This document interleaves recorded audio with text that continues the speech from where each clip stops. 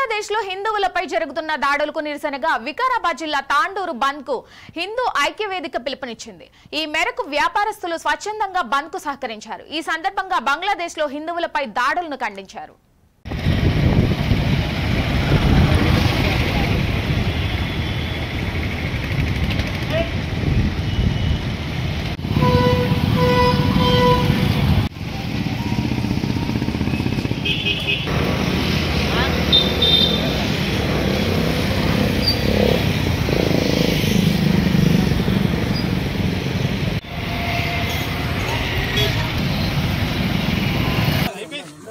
బంగ్లాదేశ్ లో హిందువుల పైన దాడులు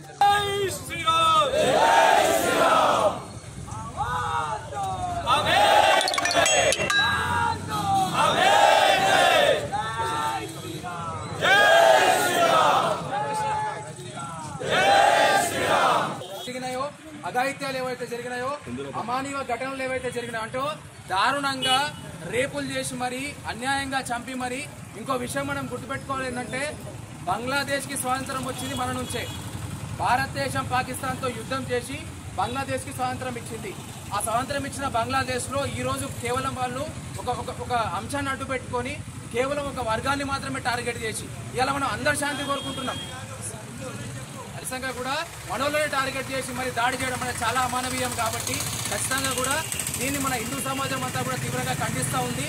అందులో భాగంగా మొట్టమొదటిగా మన తాండూరులోనే కూడా అందరు ఏకమై కూడా మనం ర్యాలీ తీయడం జరిగింది, వాళ్ళకి సంఘీభావం ఇవ్వడం జరిగింది.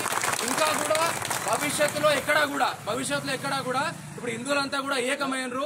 ఖచ్చితంగా కూడా ఎవరిపైన ఏం చేసినా కూడా మనమంతా ఒకటే మనం నిరూపించడానికే ఈ ర్యాలీ చూపిస్తే భవిష్యత్తులో కూడా ఖచ్చితంగా కూడా మనము వాస్తవంగా మనం ధర్మం కోసం అందరి మంచి కోసం మనం సర్వేజన సుఖినోభవంతు మనం అంటాం.